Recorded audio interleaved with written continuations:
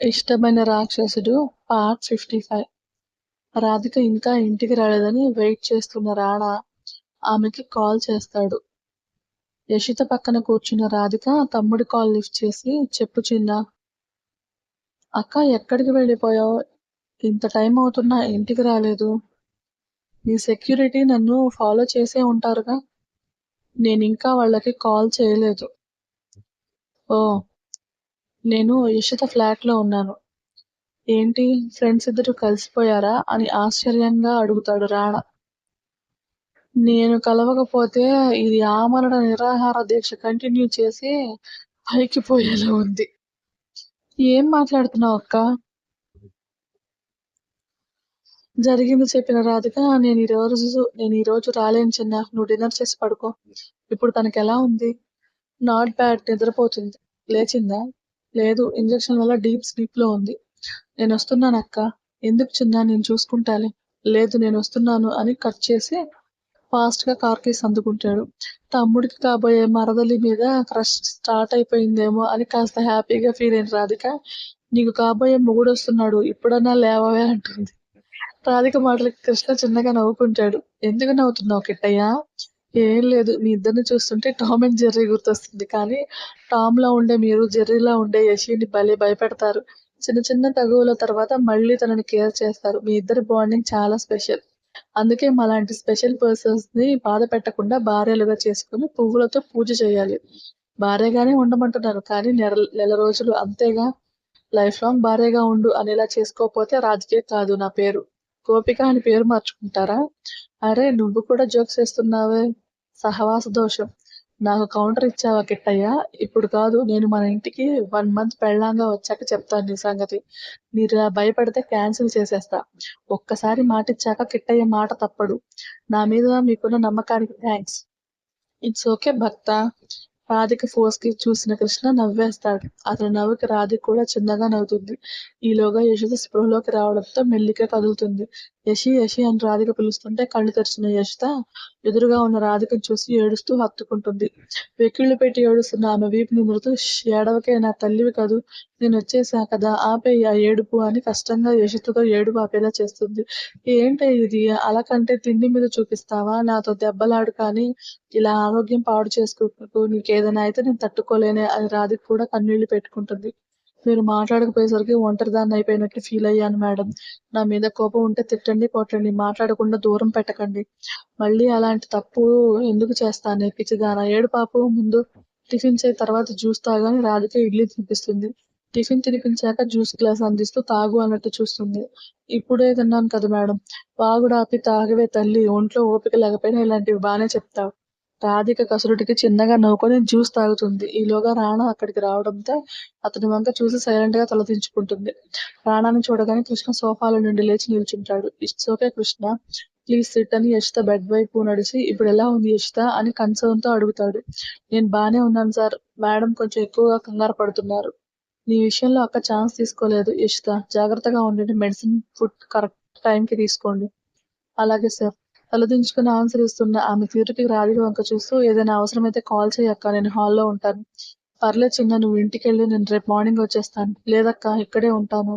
నీకోసం dinner order పెడతాను. నేను ఆల్రెడీ తినేశాను. నువ్వింకా తినలేదు కదా, వెయిట్, ఏదైనా కుక్ చేస్తాను.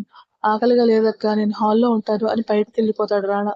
తమ్ముడు ఆకలితో ఉండడం చూడలేని రాధిక, కృష్ణ యషిని చూసుకో, ఇప్పుడే వస్తానని ఫాస్ట్ గా అయ్యేది తను అద్భుతంగా వండే వంట అయిన మ్యాగీ చేసి 15 మినిట్స్ లో అతని ముందు పెడుతుంది రాధిక. ఫోన్ లో ఏదో చూస్తున్న రానా తన ఎదురుగా అక్క పెట్టిన పొగల కక్కే మ్యాగీ బౌల్ చూసి, నాకు ఆకలిగా లేదక్కా, ప్లీజ్. నీ మూడ్ పాడైతే పొట్టనెందుకు ఏడిపిస్తావు? పొట్ట ఆకలితో కేకలు వేస్తే మనకంత మంచిది కాదు, కానివ్వు అని రానాకి తినిపిస్తుంది. అక్క పాకానికి టేస్ట్ కొంచెం తేడాగా ఉన్నా ప్రేమ చెప్పలేనంత ఉండడంతో కిక్కురు మనకుండా తినేస్తాడు. బౌల్ ఖాళీ అయ్యాక రానా చెంప నిమిరి గుడ్ బాయ్ అని బుగ్గలాగి బౌల్ తీసుకుని సింక్ లో వేశాక యశోద కోసం వెళ్తుంది. రాత్రి మొత్తం రాధిక ఒళ్ళోనే పడుకుంటుంది యశోద. బెడ్ ఎక్కి ఆనుకొని నిద్రపోతున్న రాధికని, తన ఒళ్ళో ఉన్న యశోదని డోర్ లో నుండి రాణా చూస్తుంటే సోఫాల నుండి అప్పుడే నిద్రలేచిన కృష్ణ చూస్తుంటాడు. రాణాని గమనించిన కృష్ణ గుడ్ మార్నింగ్ సార్ అని విష్ చేస్తే, మార్నింగ్ కృష్ణ అని అక్కని డిస్టర్బ్ చేయకు, పడుకోనివ్వని రాణా బయటికి వెళ్ళిపోతాడు. రాణా వెనుక కృష్ణ కూడా బయటికి వచ్చాక కాఫీ కోసం కిచెన్ లోకి వెళ్తాడు. సోఫాలో కూర్చొని ఏదో ఆలోచిస్తున్న రాణా వంక చూసి అతని కోసం కూడా కాఫీ ప్రిపేర్ చేసి 2 కప్స్ తో హాల్లోకి వస్తాడు. సార్! కృష్ణ పిలుపుకి తలెత్తి చూసిన రాణా అతని చేతిలో కాఫీ కప్ చూశాక రాత్రంతా లేని నిద్రకి కప్ అందుకుంటాడు. ఒక్క సిప్ టేస్ట్ చేశాక పోయిన ప్రాణం తిరిగొస్తుంది రాణాకి. కాఫీ చాలా బాగుంది కృష్ణ. Thank you sir. ఎందుకు నిల్చున్నావు? ఇక్కడ నేను నీ బాస్ ని కాదు, కూర్చో. పర్లేదు సార్. ఇలాంటి ఫార్మాలిటీస్ ఏం అవసరం లేదు, కూర్చో కృష్ణ.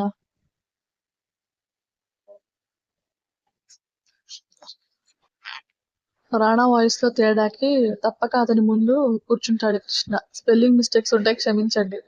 రాధిక ఒళ్ళో పడుకుని యశోద రాణా మాటలకు మెల్లగా కళ్ళు తెరుస్తుంది. తను ఎక్కడుందో చుట్టూ చూసి తల పైకెత్తగానే నిద్రపోతున్న రాధికను చూసి పాపం అనిపిస్తుంది. పాపం మేడం, నా వల్ల సరిగ్గా నిద్ర కూడా పోలేదని రాధిక సరిగ్గా పడుకోబెట్టి బయటకొస్తుంది.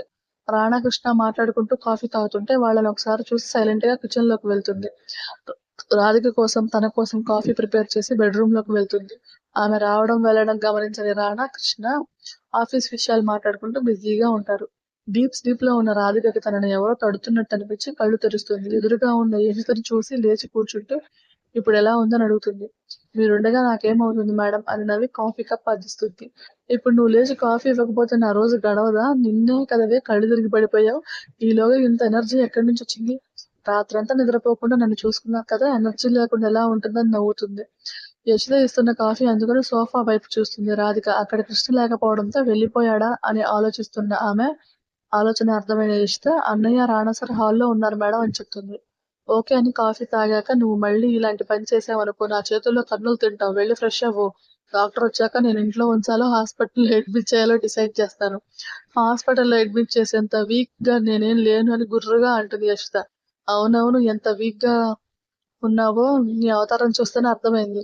అది మీ మీద బెంగ పెట్టుకోవడం వల్ల జరిగింది. కానీ మీరు నాతో మాట్లాడుతున్నారు కదా, ఇప్పుడు నేను చాలా బాగున్నాను. ఆ విషయం చెప్పాల్సింది నువ్వు కాదు, డాక్టర్. నోరు మూసుకొని వెళ్ళి ఫ్రెష్ అవ్వు. అందరి కోసం బ్రేక్ఫాస్ట్ ఆర్డర్ చేస్తాను. ఆర్డర్ చేయడం ఎందుకు మేడం, నేను చేస్తాను కదా.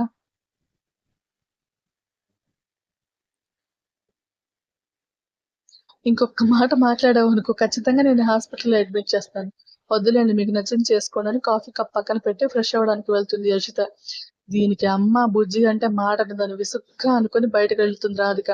అతను చూడగానే రాణా పైకి అక్కని చూడగానే రాణా పైకి లేస్తే చైర్మన్ చూడగానే పద్ధతిగా లేస్తాడు కృష్ణ. గుడ్ మార్నింగ్ అక్క. Good morning madam. ఇద్దరు ఒకేసారి విష్ చేయగానే ఇద్దరికి గుడ్ మార్నింగ్ చెప్తుంది రాధిక. అక్క, యశితకి ఇప్పుడు ఎలా ఉంది? నాకు కాఫీ టిఫిన్ కుదిరితే లంచ్ చేసేంత ఎనర్జీగా ఉంది. రాధిక మాటలు అర్థం కాక కృష్ణ రాణా ఒకరి మొహాలు ఒకరు చూసుకుంటారు. అర్థం కాలేదక్క. అది కిచెన్ లోకి వెళ్లి కాఫీ కలుపుతుంటే మీరేం చేస్తున్నారు అని ఒకంత అసహనంగా అడుగుతుంది రాధిక. ఏంటి, యశిత కాఫీ కలవడానికి వచ్చిందా? మేము చూడలేదక్క అని కృష్ణ వంక చూస్తాడు రాణా. అవును మేడం, మేమిద్దరం చాలా సేపటి నుండి ఇక్కడే ఉన్నాం. మీరేదో మాట్లాడుకుంటున్నారు, అది సైలెంట్ గా బిల్లీలా కిచెన్ లోకి వెళ్ళి కాఫీ కలుపుకొని రూమ్ లోకి వచ్చి నన్ను నిద్ర లేపి పొద్దున్నే కాఫీ సేవలు కూడా చేసింది. రాధిక వెనక నిలబడే ఉన్న యశితని చూస్తూ, హెల్త్ బాగాలేనప్పుడు ఇలాంటి ప్రయోగాలు అవసరమా యశి అని నోరు విప్పుతాడు కృష్ణ. నేను ఇప్పుడు బాగానే ఉన్నాను అన్నయ్య, కానీ మేడం నా మాట వినట్లేదు. నువ్వు బాగున్నావో లేదో చెప్పాల్సింది నీకు ట్రీట్మెంట్ చేసిన డాక్టర్ తర్వాత. అప్పటి వరకు సైలెంట్ గా ఉండరా. కృష్ణ మాటలకి ఇంకేం చేయలేక ఉసూరుమంటూ బెడ్రూమ్ లోకి వెళ్లి బెడ్ మీద పద్మాసనం వేసుకుని కూర్చుంటుంది యశిత. రాణా మాత్రం రాధిక తనతో మాట్లాడుతున్న సంతోషించాలో, యశిత చేసిన పిచ్చి చేష్టలకి కోప్పడాలో అర్థం కాక స్తంభంలా నిల్చుంటాడు. స్టోరీ నచ్చితే లైక్ చేసి, షేర్ చేసి, కమెంట్ చేయండి. ప్లీజ్ సబ్స్క్రైబ్ చేసుకోండి. ఆ, మీరు ఫ్లాష్ బ్యాక్ అవ్వగొట్టమని కామెంట్లు పెట్టే వాళ్ళకి చెప్తున్నా. ఫ్లాష్ బ్యాక్ ఇప్పుడల్లా అవ్వదు. ఎందుకంటే ఈ ఫ్లాష్ బ్యాక్ లోనే అన్ని రివీల్ అవుతాయి. మీరు 4-5 ఎపిసోడ్లో కూడా నేను ఫ్లాష్ బ్యాక్ అవగొట్టచ్చు, బట్ నేను అవగొట్టను. ఓకే. ఆల్రెడీ కృష్ణ ఒక కండిషన్ 30 days వైఫ్ గా ఉండాలని అడిగాడు కదా. మరి ఎంత కష్టపడితే కృష్ణ తనని వైఫ్ గా ఒప్పుకున్నాడో కూడా క్లారిటీ ఉండాలి. ఓ 10 ఎపిసోడ్లో రాజేసి అవగొట్టమంటే నా వల్ల కాదు. నేను ఆ స్టోరీ అంతా ఫీల్ పోతుంది. ఇప్పటికే లేట్ అయింది అంటున్నారు, బట్ మీకు డే బై డే ఎపిసోడ్ అయినా నేను అందిస్తున్నాను. అది లేదు, మాకు డైలీ 2 ఎపిసోడ్స్ 3 ఎపిసోడ్స్ కావాలి అంటే నా వల్ల కాదు. నేను చేయగలిగిందే నేను చేస్తాను. అసలు ఏమీ లేకుండా ఉండడం కంటే ఏదో ఒకటి ఉండడం బెటర్ కదా! అలా ఫీల్ అవ్వండి. అలాగే ఇంకొక 5 ఎపిసోడ్స్‌లో 'మదిమరువదు రూపం' అయిపోతుంది. అది అయిపోయిన తర్వాత ఇంకో స్టోరీ యాడ్ చేస్తాను. ఏదైనా డే బై డే అయితే నాకు టైం దొరుకుతుంది. ఎందుకంటే ఇది రన్నింగ్ స్టోరీ. ఆల్రెడీ ప్రతిలిపిలో రాస్తున్నాను. అక్కడ మీకు ముందు ఫార్వర్డ్ ఎపిసోడ్స్ ఏమి ఉండవు. అంటే ఆల్రెడీ అయిపోయిన స్టోరీ నేను యూట్యూబ్‌లో పెట్టట్లేదు. ఈ ఒక్క స్టోరీయే నేను రన్నింగ్ స్టోరీ తీసుకున్నాను. అందుకే నాకు ఇంత స్ట్రెస్ వస్తుంది. సో, అక్కడ రాస్తూ, అక్కడ ఎపిసోడ్స్ వెంటనే మళ్ళీ ఇటు యూట్యూబ్‌లో అప్‌లోడ్ చేసుకుంటున్నాను. సో, నాకు టైం కావాలి. డే బై డే అయితేనే 2 డేస్‌కి ఒకసారి ఎపిసోడ్ అంటే డైలీ నేను ప్రతిలిపిలో 1 ఎపిసోడ్ ఇస్తాను. బట్ ఇక్కడికొచ్చేసరికి 2 ఎపిసోడ్స్ కలిపితే 1 వీడియో అవుతుంది నాకు. అర్థమైందా? అంటే ఇప్పుడు ఫర్ ఎగ్జాంపుల్ 10 ఎపిసోడ్స్ ఉన్నాయనుకో ప్రతిలిపిలో, ఇక్కడికొచ్చేసరికి అవి 5 ఎపిసోడ్సే అవుతాయి. ఎందుకంటే 2 కలిపి ఇస్తున్నాను నేను. నీకు ఒక్కటి నేను ఒక్క ఎపిసోడ్ ఇవ్వట్లేదు. 2 కలిపిస్తేనే నాకు కరెక్ట్‌గా సెట్ అవుతుంది. మళ్ళీ ఒకవేళ నేను ఒక్క ఎపిసోడే ఇచ్చాననుకో, మీరు టైమ్ డ్యూరేషన్ అడుగుతారు మళ్ళీ. ఆ టైమ్ డ్యూరేషన్ 5 మినిట్స్ వస్తుంది. దానికన్నా ఇది బెటర్ డే బై డే అనే ఫిక్స్ అవ్వండి. నేను ఇలానే ఇస్తాను. నా వల్ల ఇదే అవుతుంది. బికాజ్ నేను ఇన్ని రోజుల నుంచి ఆపడం వల్ల చాలా వరకు ఇలా డే ఎవ్రీ డే ఇవ్వలేకపోవడం వల్ల స్ట్రెస్ అవుతూ మధ్యలో నేను బ్రేక్ అయిపోయాను. బట్ ఇప్పుడే నేను కొంచెం కొంచెంగా సెట్ అవుతున్నాను. అందుకని నేను డే బై డే మాత్రమే ఇస్తాను. ఏ స్టోరీ అయినా సరే.